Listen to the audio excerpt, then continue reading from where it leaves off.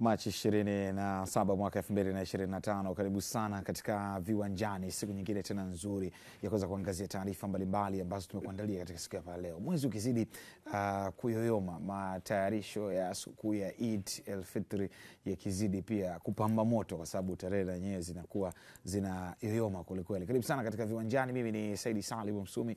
Kuna mengi ambayo tutaweza kuyaangazia. Moja wapo ni kuhusiana na michuano ya CRDB Federation Cup msimu 2024-2025. Jana what a game kati ya Stand United chama la wana wazee wa yes dhidi ya Giraffe Academy kutokea Katavi, timu ya vijana ambayo ilionyesha soka safi sana, ushindani wa hali ya juu, ingawaje mkubwa ni mkubwa tu, chama la wana kiibuka na ushindi wa bao 3-1. Tutakwenda kuangazia mchezo wa hapo jana, lakini pia michezo mingine. Simba Sports Club, mnyama mkali, anapambana dhidi ya kikosi cha Big Man chini ya Zuberi Katwira. Tutakwenda kuangazia pia matayarisho ya Simba Sports Club, mnyama mkali, kuelekea katika mchezo wa leo, mchezo ukifanyika katika uwanja wa KMC Complex. Lakini bila kusahau michezo mingine ambapo Kagera Sugar wana Super Nkurukumbi, wao watapepetuana dhidi ya Tabora United, Nyuki wa Tabora. Ukiachana na hayo, wakati ambapo tukisubiri sasa urejeo wa ligi kuu ya NBC, ligi namba 4 kwa ubora barani Afrika, tutakwenda kuangazia nafasi ya 5, 6 pamoja na 7 katika msimamo wa ligi kuu ya NBC. Ukiachana na hayo, kuna mengi sana ambayo tutaweza kuyaangazia katika soka letu. Lakini ukiachana na hayo, barani Afrika ni Ivory Coast kujiondoa kuandaa michuano ya Under 20 chini ya umri wa miaka 20. Sababu ni nini? Tutakwenda kuangazia hapo baadaye.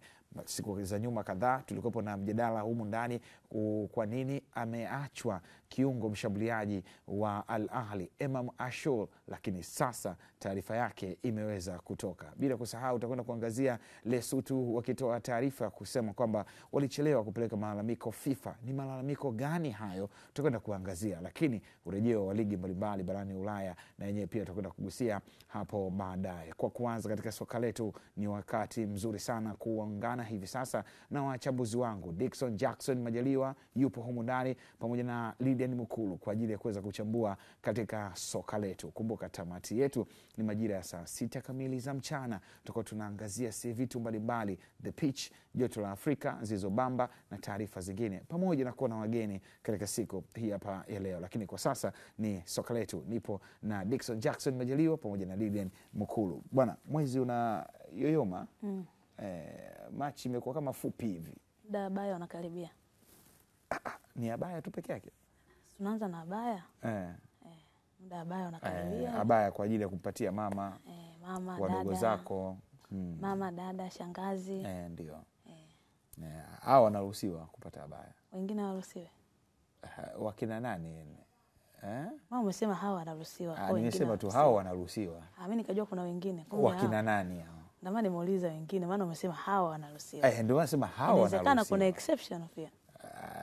Exception wakina nani mfano? Mathalan ambao labda Dickson Jackson anataka kupeleka.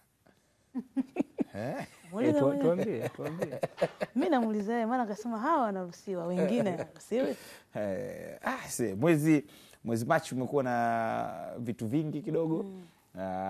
Michezo mbalimbali mikubwa ambayo tumeweza kushuhudia, kuanzia michuano ya kimataifa FIFA, lakini ukiachana na hayo, michezo ya ligi kuu ya wanawake Tanzania bara ambayo na yenyewe pia inazidi kushika kasi. Ligi kuu na yenyewe inazidi kushika kasi. Michuano ya CRDB Bank Federation Cup na yenyewe inazidi kushika kasi. Yaani tuna variety ambayo pia mwisho wa siku ikimalizika Machi ndani ya kisimbuzi chako cha Azam TV burudani kwa wote, tunaingia April ambayo na yenyewe pia imechangamka. Kwa sababu kuanza tu ngoma hii hapo ligi ya mabingwa barani Afrika, lakini upande mwingine shirikisho hii hapo, mnyama kama kawaida anawakilisha nchi.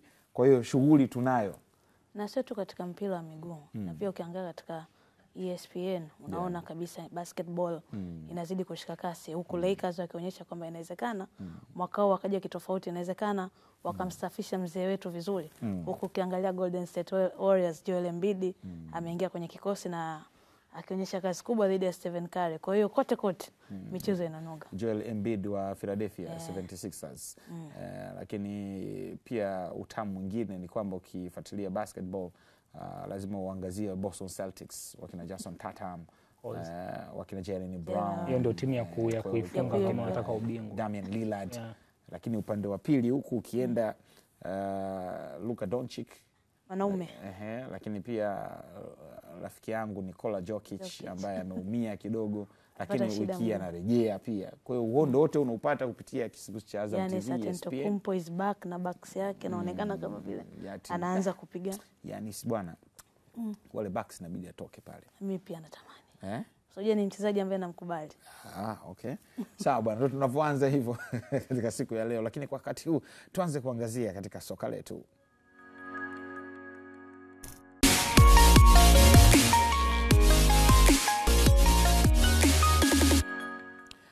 Tuanzie katika michuano ya CRDB Bank Federation Cup. Hapo jana hatua ya 16 bora, mchezo mmoja uliweza kuchezwa katika dimba la CCM Kambarage mkoani Shinyanga kuwakutanisha Stand United chama la wana wakipapatuana dhidi ya Giraffe Academy kutokea mkoani Katavi, mchezo ambao ulikuwa unaihusisha timu mojawapo ambayo inashiriki katika ligi ya Championship pamoja na timu ambao wao ni mabingwa mkoa tu kutokea mkoani Katavi.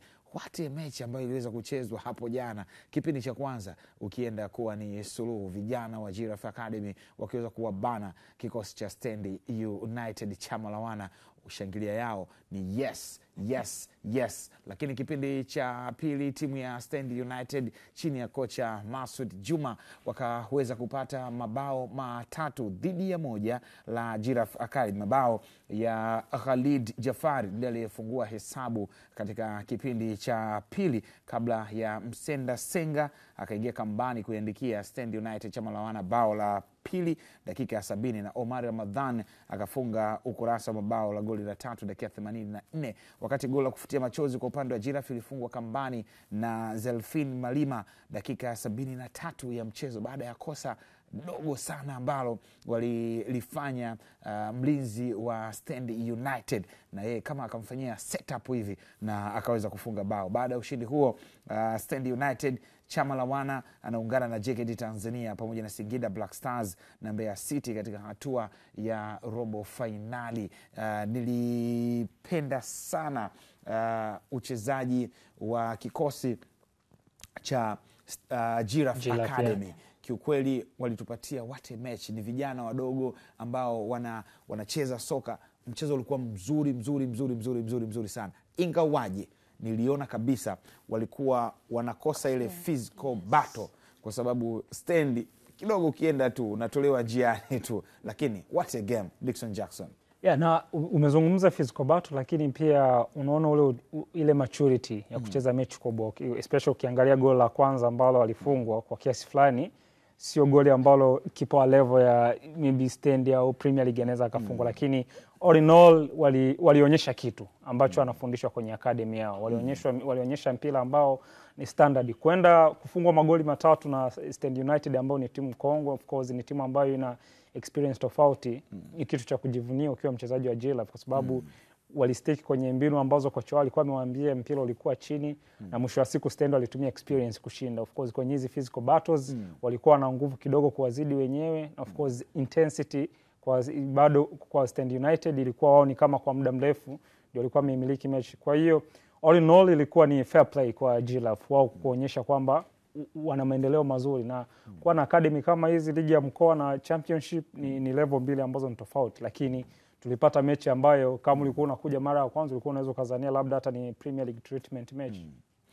Ukimsikia mwalimu wa kikosi cha Stand United Masud Juma anasema kwamba aliongea na wachezaji wake kwa sababu Stand anagombania kurejea katika ligi kuu ya NBC. Aliwaambia kwamba jamani tucheze huku tukiwa tunajua kwamba tuna michuano ya championship ili kuweza kurejea. Ndio maana anasema kwamba ile fiziki kidogo kipindi cha kwanza ikawa kama iko chini, lakini mwisho wa siku kadiri kipindi cha pili akamwambia jamani let's go, tupambane tucheze. Ingawaji pia anaenda kucheza dhidi ya Mbeya City ambaye anashika nafasi ya pili. Lile ni mkuu. Nilikuwa nataka kusema kwamba pia ratiba haiwafevi sana. Kwa nini? wanatoka Shinyanga wanaenda Mbeya. Ni takriban kilomita zaidi. Yaani tuseme ni safari ya siku 1.5 kama kwa basi. Kwa unaona kabisa. Kwa I believe kwa hichi ambacho kilitokea ni kwamba lazima uweze kutunza energy ambayo uko nayo. Na ilikuwa ni lazima afanye hivyo kwa sababu ya jinsi ratiba yao ilivyokuwa kwa ufinyu, na ukitazama aina ya mechi ambazo amebaki nazo katika championship. One thing ambacho mimi nimekipenda kwa Giraffe, nimeshuhudia vijana wengi ambao nawatazama nimeanza kuwaona tangu akiwa under 17. Maana yake nini? Kuna kitu ambacho kimeonekana kwamba kuna development ya wachezaji hao. Wametoka chini wameenda juu. Na hata katika hii ligi ya mkoa ukitazama watu ambao wanaongoza katika vituo vyao ni academies. Yaani kwa asilimia kubwa academies ni watu ambao wako katika peak. Kwa kumekuwa na development ya hichi kitu, inawezekana ikawa hatukioni faida yake leo, tutaona faida yake kesho. Hawa wachezaji wamepata nafasi ya kukaa kwenye academies, wanafanya vizuri katika ligi ya mkoa. Maana yake watavozidi kupanda, zile academy inawezekana zikazidi kukua na kutengeneza sehemu nyingi ambapo vijana watakuwa na sehemu ya kuweza kutengeneza fursa yao. Hii ni moja ya chachu ambayo nimeona katika michuano hii. Na hata ukiangalia namna gani wanavyocheza.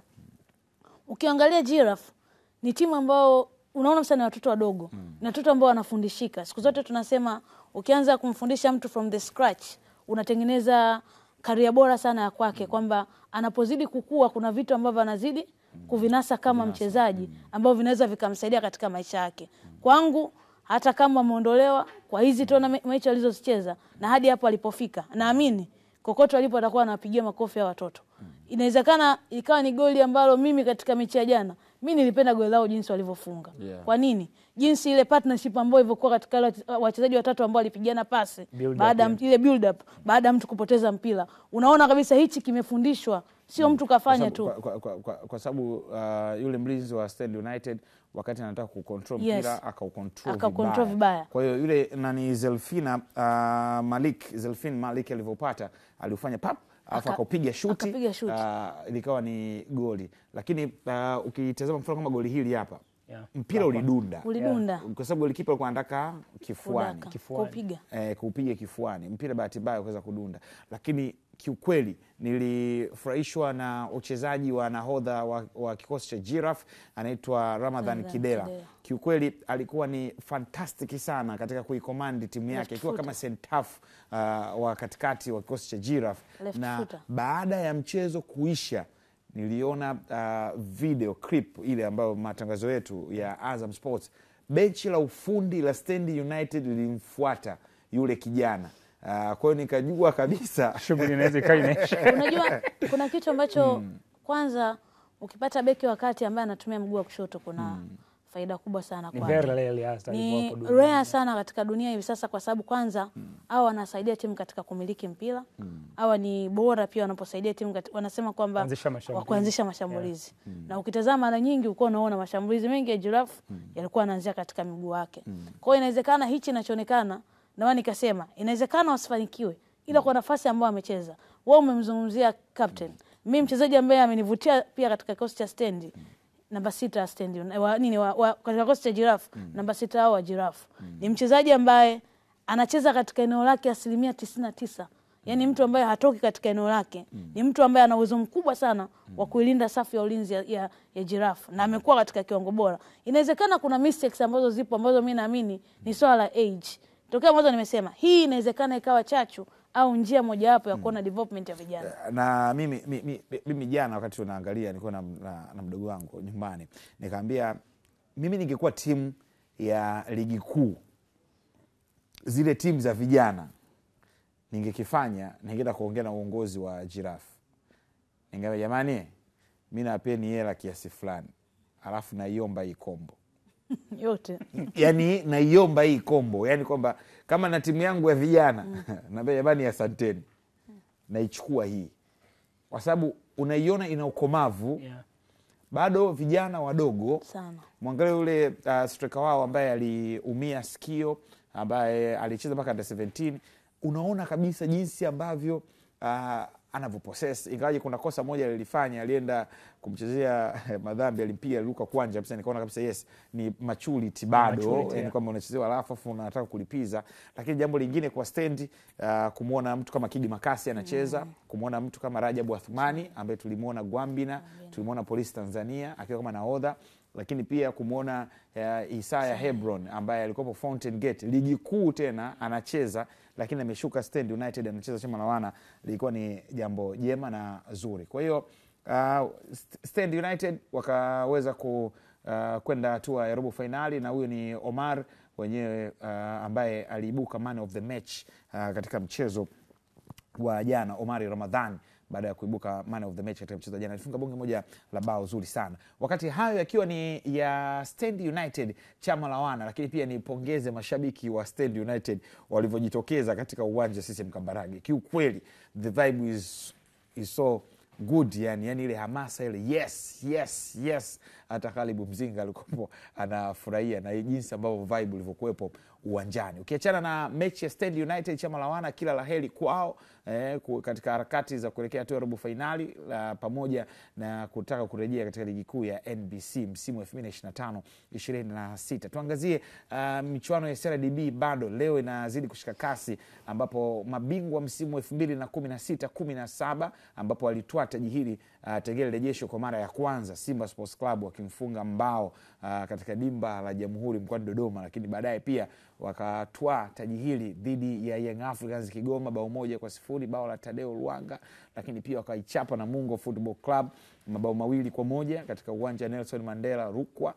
Simba Sports Club leo atakopo dimbani kupapatuana dhidi ya Bigman, mchezo ambao unafanyika katika dimba la KMC Mwenge, Dar es Salaam leo saa 10 kamili za jioni. Kumbuka Simba Sports Club anaingia kusaka nafasi ya kuelekea katika hatua ya robo finali. Lili, tuanze kuangazia mchezo huu. Simba Sports Club ukimwangalia ni title contender katika watu ambao waliofuzu wote wanasaka ile taji, lakini ukitaja timu mbili zilizosalia hivi sasa ni Young Africans pamoja na Simba Sports Club, kama hawa ni mafahari wawili, na ni timu ambazo zimechukua makombe hili mara nyingi, mmoja akichukua mara 4, mwingine akichukua mara 3. Hii si mechi nyepesi, kwa sababu ukitazama Bigman, ukiangalia golini huko Monish Dida, huyu ni goalkeeper ambaye amecheza kwa mafanikio makubwa katika ligi yetu, kacheza Simba, kacheza Young Africans, ukiangalia kacheza Azam FC. Ukiangalia eneo lao la ulinzi, unaona na wachezaji ambao wakina Ali amecheza Young Africans, amecheza KMC katika mafanikio makubwa. Unamwona Jafari, huyu alishaikuaga fullback wa Jafari Mohamed, Majimaji, yes. Kwa unaona kabisa kwamba ni Bigman ambao ukiangalia wachezaji ambao wapo na wachezaji ambao waliwahi kupita katika ligi kuu soka za Tanzania NBC, unaona ni wachezaji ambao experience waliokuwa nao ni kubwa sana. Kwa hiyo lazima unapoenda kiwanjani na timu ya namna hiyo, ambapo ina wachezaji ambao inawezekana waliwahi kutumikia na wachezaji ambao wanavifahamu hizi timu mbili, hii timu wanaifahamu Simba vizuri, haitakuwa mechi nyepesi kwa. One thing ambacho naweza nikaipa advantage Simba ni kwa sababu ya quality ambayo wako nayo. Inawezekana kwa kosa wachezaji ambao katika national duties, ila bado ile quality ambayo iko katika kikosi ni kubwa sana, na faida ambayo yuko nao kocha ni kwamba at least ni moja ya kocha ambao ameweza kuwaona 99% ya wachezaji wake wote. Kwa nini? Wote wamepata nafasi ya kucheza. Inawezekana si mechi nyingi, ila wote wameweza kuonyesha kile walichokuwa nacho. One thing ambacho natamani kuona leo ni eneo la goalkeeping ya Simba, kwa sababu alisalim yuko katika majukumu ya timu ya taifa. Abel hajacheza mechi nyingi. Tunataka tuone, je, kuna kitu gani ambacho naye anaenda kutuofa katika mchezo huu kama atapata nafasi ya kwanza. Aishi Manula hatujamwona mazoezini, hatujui kama ni yupo au bado amepona, kwa sababu kulikuwa na taifa kwamba anaumwa. Okay, sawa. Tuangazie Simba safari yake ya kushiriki michuano ya CRDB Bank Federation Cup msimu huu. Simba Sports Club amecheza na nani na amefikaje hapa? Simba katika raundi ya 3 na ya 4, raundi ya 4 kwanza alimfunga Kilimanjaro Wonders kwa kichapo cha mabao 6-0, na kisha baada ya hapo akafuzu kuelekea hatua ya 32 bora, ambapo alipambana na TMA Stars na kuchomoza na ushindi wa mabao 3-0, na sasa yupo hatua ya 16 bora, anasaka kuelekea hatua ya robo finali. Simba Sports Club ukiangazia michezo miwili mabao 9, Yeah. wavu wake haujaguswa, na leo tena yupo katika sema machinjio KMC Complex. Dickson Jackson. Umekuwa msimu mzuri kwa Simba, na kwenye uwanja wa KMC wamekuwa wako leza sana, wanafunga magoli mno. Ni uwanja ambao wachezaji nafikiri wanafurahia kuchezea. Hizi ni mechi ambazo zinatoa fursa kwa wachezaji ambao wapati nafasi ya mara kwa mara. Yani kwa mfano Valentino Mashaka ni mchezaji ambaye kwangu mimi naona sama walikuwa anastahili kupata nafasi zaidi ya kucheza, kwa sababu ni mchezaji mzuri, of course bado kijana, fursa yake ya kucheza inaweza ikaja mbele, lakini kwenye hizi mechi ambazo amekuwa akipatiwa nafasi, goresho yake sio mbaya. Mechi za Premier League alizocheza 2 na magoli 2, kacheza kwenye hii michuano kafunga. Kwa hiyo is a type of player ambaye hii ni michuano inamfaa kwake, kwa sababu anapata experience na kujiona kuwa sehemu kubwa ya kikosi. Then unakuja kwa Valentino Nouma pia, ambaye kwenye mechi ya TMA alikuwa na game nzuri akifunga goal la free kick. Ni mmoja wa wachezaji ambao ni wazuri, lakini hawapati nafasi ya mara kwa mara kucheza. Sasa credit kubwa utarudi kwa Fadlu, kwa sababu alivyoanza na hichi kikosi alikuwa anakitengeneza kukifanya kusiwa kuna utofauti mkubwa wa viwango vya wachezaji. Alibond squad ikawa vizuri, na sasa hivi ndio maana unaona hakuna hata shida even kwenye goalkeeping. Alisali, Ayub, Manura, Kamara, wote ni magolikipa ambao ni wazuri, na kwa kiasi fulani kuna muda ulikuwa unamuona Alisali amedakia timu ya taifa, unamuona Manula naye alidakia timu ya taifa, then una Kamara. Kwa hiyo sio kazi nyepesi mno kuwa na magolikipa 4 ambao wote ni wazuri, una manage na wanakuwa kwenye viwango vyao hata kama wachezi mara kwa mara. Kwa mfano Alisali muda mwingi kwenye klabu amepata mechi chache tu, lakini bado kwenye timu ya taifa unamuona ni mtu ambaye anatoa kitu ambacho ni kizuri. Kwa hiyo kwa hizi mechi za FA ni mechi ambazo ukiwa mchezaji wa Simba unaona kama ni fursa kwako, na ni sehemu ya msimu wa Simba. Kwa hiyo hawezi wakaitake for granted. Yani waone big man sijui kwa championship, wanajua ni moja mechi ambazo tunatakiwa kushinda kwa ajili ya kukamilisha msimu, kwa sababu kuna mataji 3 wanagombania, na hili likiwemo ni moja ya taji ambalo wanachukua ni big, kwa sababu of course linakupatia nafasi ya kushiriki michuano ya kimataifa, lakini bado litakupatia ile legacy ya kwamba umeshinda taji lako. So ni mechi ambayo nafikiri Simba wataichukulia very serious, especially hao wachezaji ambao wachezi mara kwa mara, na imekuwa kampeni nzuri because game dhidi ya TMA walipatiwa test tofauti. Nafikiri maybe waliwachukulia TMA poa sana, lakini TMA tuliona walitoa mechi ambayo ilikuwa ni nzuri. So nategemea pia Bigman watatoa hiyo challenge, kwa sababu kwa timu kama Bigman kucheza na Simba ni experience mojawapo ya kwamba ukienda Premier League utakutana na hizi timu. So ukiwa mchezaji na coach bench la ufundi wa Bigman, unaona hii ni fursa ya sisi kujifunza vitu vingi. Of course makosa yanaweza kufanyika yale ambayo hayaepukiki kwenye mechi kwa sababu ya ukubwa wa Simba, na Simba inaweza ikawalazimisha wao wanafanya makosa. So ni game ya kujifunza moja kwa moja kwa Bigman. Sifikiri kama ana nafasi kubwa sana kuifunga Simba kwa sababu ya userious ambao Simba itachukulia, kwa sababu shirikisho ni moja ya taji ambalo Simba liko kwenye mipango yao ya kubeba. Sawa, Dickson Jackson akiweza kuangazia kuhusiana na takwimu za Simba Sports Club, lakini wakati huu tuangazie takwimu za Bigman wenyewe. Wamefikaje hapa katika michuano ya CRDB Bank Federation Cup kwa msimu huu? Bigman wao chini ya Zuberi Katwira, nyota wa zamani wa Mtibwa Sugar, lakini pia amewahi kuwa kocha wa Mtibwa Sugar pamoja na Ihefu.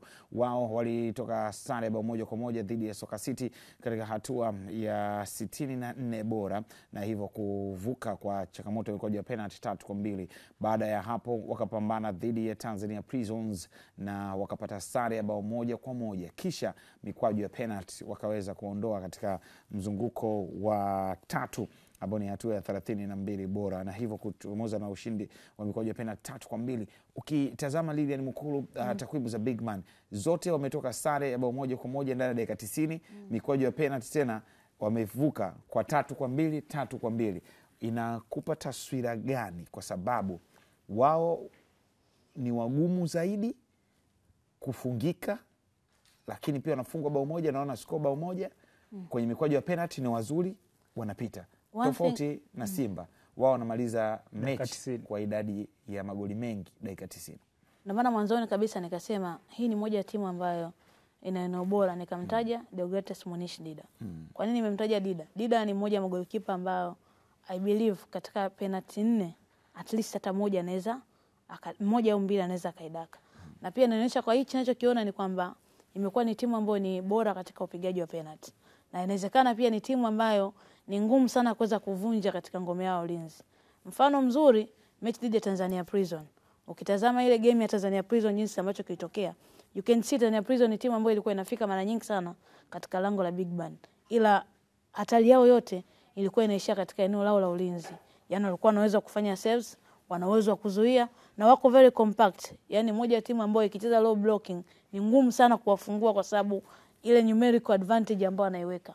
Mara nyingi ukitazama Big Man hata katika mechi dhidi ya Tanzania Prison, wanapokuwa na kaba, wanakuwa na wachezaji ambao wasiopungua 8 katika zoni yao. Yani hawakupi nafasi ya wewe kuweza kuonana moja kwa moja na goalkeeper wao, na hiyo ndio imekuwa ni silaha kubwa sana ambayo anaitumia. I believe hii si matokeo mazuri kwa kuelekana kutana timu kama ambayo imefunga magoli 9 kwa sababu timu ambayo inaweza kufunga magoli 9 maana yake inaweza kutengeneza nafasi zaidi ya 15.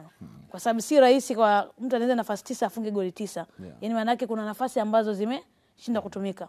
Ukicheza na timu ambayo ina uwezo wa kutumia nafasi nyingi na ukitaka na hiyo timu ikaamua kuachia nafasi nyingi ya kumiliki mpira, yaani ukaachia nafasi nyingi ya kumiliki mpira, timu kama Simba imekuwa ni bora katika kufungua ile tunasema mianya ya timu pinzani, kutengeneza space ya wao wanaweza kuitumia kwa ajili ya kutengeneza mashambulizi. Unaweza kusema tukapata game nzuri kama iliyotokea Mbeya City na Azam leo kwa Simba na Big Man. Yeah, definitely. Hata mechi ya TMA na Simba ilikuwa nzuri na of course Big Man wataenda kutoa 100%. Yaani wao kucheza na Simba ni fursa kwa mchezaji mmoja mmoja. Naona hii ni opportunity ya sisi kuonyesha kitu gani ambacho tuko nacho. Kwa hiyo kwa wao kama wanaweza wakakubali kuteseka kwa dakika 90 itakuwa ni nzuri kwao, kwa sababu hizi mechi zao zimeonyesha wana resilient ya kuvumilia matokeo moja moja, then wanaenda kwenye penalty shootout. Ni kama sehemu ya mipango yao kwamba kama tunaweza tukahold for 19 minutes then tuende kwenye penalty, lolote linaweza likatokea. Na of course Dida yupo golini, experience keeper ambaye amecheza kwenye hizi big 3, anaweza akakusaidia. So tunaweza tukawa na mechi nzuri kutokana na aina ya wachezaji na rotation ambayo Simba itafanya, na Big Man wanajua kwamba leo wanaweza wakakutana a big scoop of rotation ambayo Simba wanaweza kaifanya. Kwa hiyo wanajua tunaweza tukapambana nao na tunaweza tukapata kitu chochote. Any surprise? Sitegemee kiasi hicho. Lili? Mimi ambacho naona itakuwa ni mechi nzuri kwa sababu gani? Ukimwangalia kocha Zuberi Katwila. Katwila ni kocha ambaye anapenda sana wachezaji wake pembeni wakimbie sana. Yaani anapenda sana kuwatumia katika mashambulizi. Simba na yenyewe silaha yao ni nini? Wanapenda sana kupitia pembeni. Kwa natamani kuona nani ambaye atakuwa atakayemvumilia mwenzie, kwamba Zuberi Katwila atakubali kubaki nyuma ili Simba iweze kushambulia, au Big Man Zuberi Katwila atakubali kwamba ashambulie, kwamba wapishane kulingana na aina ya wachezaji ambao wapo. Kwangu mimi I don't see a big surprise, ila naamini ni mechi ambayo itakuwa ni mechi nzuri sana kuitazama. Sawa, ni mechi nzuri ya kuitazama. Kumbuka mechi inachezwa uwanja wa KMC Complex Mwenge jijini Dar es Salaam, na kikubwa zaidi ambacho unapaswa kufanya ni kufuatilia ama kulipia shilingi 28,000 kutazama mchezo huu. Ukiachana na mechi ya Simba Sports Club dhidi ya Big Man, kumbuka kivumbi kingine kitakuwa ni kesho, ambapo kikosi cha Tabora United watakuwa na menyana dhidi ya Kagera Sugar wana Super Nkurukumbi, ambapo kikosi cha Tabora United wameutumia uwanja wa Al-Hassan Mwinyi mkoani Tabora kama kanuni zinavyoelekeza kufanya mazoezi siku 2 kwa timu mwenyeji na pamoja kuikabili Kagera Sugar, ambapo kocha mkuu wa magolikipa Tabora United Mkenya Razak Siwa amesema kikosi kipo kamili, ni mchezaji mmoja tu atakosekana kutokana na kuwa na majeraha. Mshukuru Mwenyezi Mungu, tunaendelea vizuri na tuko kwenye maandalizi mema kwa mechi yetu ya Ijumaa. Sio mechi rahisi kusema tu kweli, kwa sababu hii mechi ya mtoano. Mechi ya mtoano sio rahisi. Unaona hata mechi ya kwanza mechi nyingine tulicheza na Trace Camp ilikuwa ni shida kabisa, kwa sababu ni mechi ya mtoano. Hii sio ligi kwamba tutachukua pointi zingine mbele, amna. Hii ni mechi kwamba unashinda unasonga mbele. So sio mechi rahisi, lakini tutafanya bidii na tuna maandalizi mema ili kushinda hiyo mechi. Nafikiri kikosi kiko kamili, nafikiri mtu kama Yakuba ndiye bado hajapoa, lakini watu wote wako fit na watu wote wako hapa kungangania nafasi na kumuonyesha coach kama wanastahili kupata hizo nafasi. So tunaendelea tu vizuri na kila mmoja anangangana kupata nafasi ya kucheza siku ya Ijumaa. Tuna imani kubwa sababu maandalizi tumeanza, tulipumzika tu kidogo alafu tukaendelea na maandalizi. So tuna imani kubwa kwa sababu timu yetu tunavyoiona naona ni nzuri na tuna imani nayo, na jinsi tunavyowafundisha wanapata hiyo, wanapokea kwa vizuri. So tuna imani kubwa ya kupata ushindi. Mashabiki tunaomba waje kwa wingi sana, watupe support kwa sababu wao ni mchezaji wa 12, wao wakiwepo na wakitupa support itatupa nguvu sana sisi kufanya bidii na kupata ushindi, kwa sababu wakiwa kwa wengi sio rahisi kama sisi tunaweza kuangusha, sio rahisi. Tutapambana kwa hali iwavyo ili tupate results na wao pia wafurahi. Lazak Sio anakumbukwa zaidi na mashabiki wa Young Africans msimu 2006 ule 2007 ule walishinda taji jini Mwanza. Kuna kombe fulani lilikuwepo kwa akalishinda kwa ushindi wa 1-0, mechi ambayo pia Athmani Dichuji alionyesha kiwango, lakini magazeti pia yakaonyesha kuna tukio fulani Athmani Dichuji alifanya katika uwanja wa CCM Kirumba jini Mwanza. Wakongwe kidogo watakuwa wanafahamu. Kwa mpaka hivi sasa timu ambazo zilizofuzu michuano hatua ya robo finali michuano ya CRDB Bank Federation Cup ni JKT Tanzania, Singida Black Stars, Mbeya City pamoja na Stand United, wakiwa nasubiri timu zingine 4 hapo. Ukitazama mpaka hapo timu 2 za championship, timu 2 za ligi kuu ya NBC. Na zote 2 za NBC zimekuwa na msimu mzuri, JKT na Singida Black Stars. Nafikiri ikatokea moja kati ya hizi zinafika finali na kufanikiwa kubeba taji, itakuwa ni ice on the cake, especially kwa Ahmad. Namtakia mazuri sana kwa sababu JKT amebadilisha kuwa timu ambayo ni shindani sana kwenye ligi kuu. Na wamefika robo finali sio kwa bahati mbaya, na wanaweza wakatoa timu yoyote kwa sababu uwezo wanao, wanajua kupambana, wanajua kuteseka na kupata matokeo. Kwa hiyo nafikiri nawaona wakiwa kwenye safari nzuri. Singida Black Stars wana kikosi cha kufika finali, yani hata wakichukua ubingwa siwezi nikashangaa kwa sababu wanao wachezaji. Surprise itakuwa kwa Mbeya City na Stand United ambazo nafikiri mawazo yako sana kurudi ligi kuu kuliko kuchukua ile kombe. Japo ikatokea nafasi ya wao kuchukua kombe hawezi wakaiacha. Of course watapambana wafike finali kwa sababu ni credit na inakupatia nafasi ya kwenda shirikisho. Sasa hebu fikiria huko championship unacheza shirikisho, ni vitu ambavyo vinaweza vikafurahisha. Kwa hiyo kwa Stand na Mbeya City nafikiri wako hapo kwa sababu wana msimu mzuri kwenye championship, sio bahati mbaya. Lakini pia akili zao zitakuwa sana kwamba tumalize msimu vizuri. Tukipanda ligi kuu tumecheza finali, nafikiri ni kitu ambacho mashabiki watajivunia sana. Sawa, ni kitu ambacho mashabiki wanajivunia sana. Hapo mwanzo nilikwambia kwamba tutafanya kidogo sana uchambuzi wa timu za hatua ya 5, ya 4 na ya 6. Ya 5, ya 6, ya 7 katika ligi kuu ya NBC, lakini uchambuzi huo utakuja pia kesho kwa sababu pia tutakuwa tutaangazia kwa upana wake na ukubwa wake ligi kuu ya NBC. Lakini ukiachana na hayo bwana, ligi kuu ya wanawake tuligusia pale mwanzo kabisa kutokana na ushindani ambao uliopo kwa wakati huu. Sasa timu ya JKT Queens hapo jana walichomoza na ushindi wa mabao 5-0 dhidi ya CSA Queens ya kutoka mkoani Iringa. Mchezo ambao Stumai Abdallah maarufu kama Coach Ozil akifunga hat-trick na hivyo kufikisha mabao yake 26 katika msimu huu wa ligi kuu ya NBC, ligi kuu ya wanawake Tanzania bara, ambapo anemfuatia ana mabao kama 18, lakini yeye Stumai Abdallah Coach Ozil ana mabao 26. What a performance ambayo katika ligi kuu ya wanawake Tanzania bara. Sasa mwenzetu Mohamed Nyaulingo ametuandalia taarifa ifuatayo kuhusiana na mchezo wa hapo jana.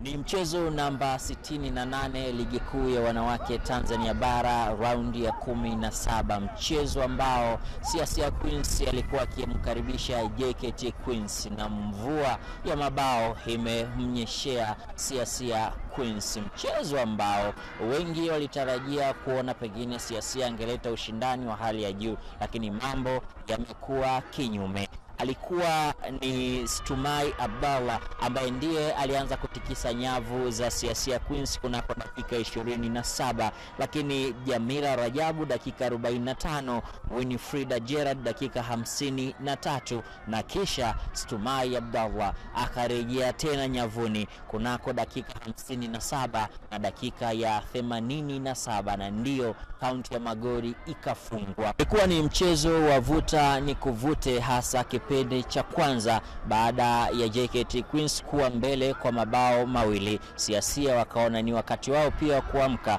lakini mambo yakaenda ndivyo sivyo mpaka dakika 45 za kipindi cha kwanza zinakamilika, CSA 0 JKT Queens 2. Lakini kipindi cha pili wakaamka na kuanza kushambulia, lakini nafasi walizozipata hazikuzaa matunda, na ndipo JKT Queens wakaanza tena kutoa kichapo takatifu. Magoli 3 yakafungwa kunako kipindi cha pili.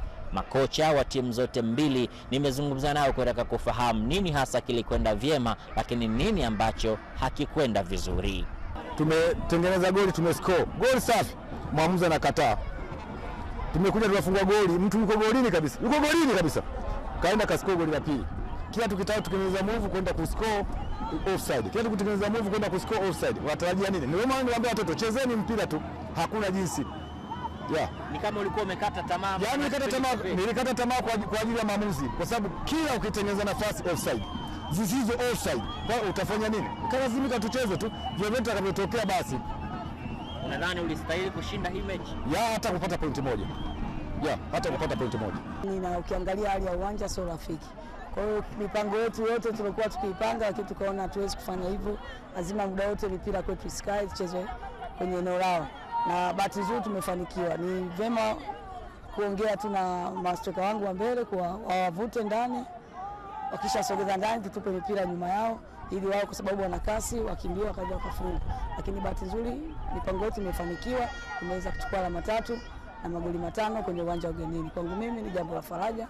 Nashukuru Mungu, niwapongeza wachezaji wangu, kazi nzuri wameifanya na washukuru sana. JKT Queens ndio watetezi wa ligi kuu Tanzania bara upande wa wanawake, lakini pia wakiwa wanaongoza ligi msimu huu. Nimezungumza na kocha mkuu kutaka kufahamu, je, matokeo ambayo wameendelea kuyapata hivi sasa yanaakisi nini kuelekea ubingwa? Sisi tuseme ligi ni ngumu, pamoja tuko kileleni, lakini ligi ni ngumu, tumebakisha mechi 4. Kwa hiyo tunachotaka pambana sisi kikubwa tufanye vizuri kwenye zile mechi 4 ili tuwe mabingwa. Lakini kikubwa niseme ligi ni ngumu na bado yoyote anaweza akapambana akapata ubingwa. Kwa hiyo mimi kikubwa nipambanie na timu yangu kuhakikisha tunafanya kile kinachohitajika ili tuweze kuwa mabingwa. Mimi naitwa Muhammad Nyaulingo na hii ni Viwanjani. Asante sana Muhammad Nyaulingo. Na kumbuka JKT Queens wao ni mabingwa wa msimu mwaka juzi wa ligi kuu ya wanawake, wakati mwaka jana alichukua Simba Queens, na miongoni mwa vita kubwa ambayo ipo ni Simba Queens dhidi ya JKT. Ukitazama JKT ameizidi Yanga Princess alama 8. Simba Queens ameizidi Yanga Princess alama 7, 38 37 kwa 30. Vita vita ni kubwa. Unajua one thing Msumi, baada ya ile mechi ya Yanga Princess dhidi ya Simba, pale ndo ugumu wa ligi kaanzidi kuongezeka. Kwa nini?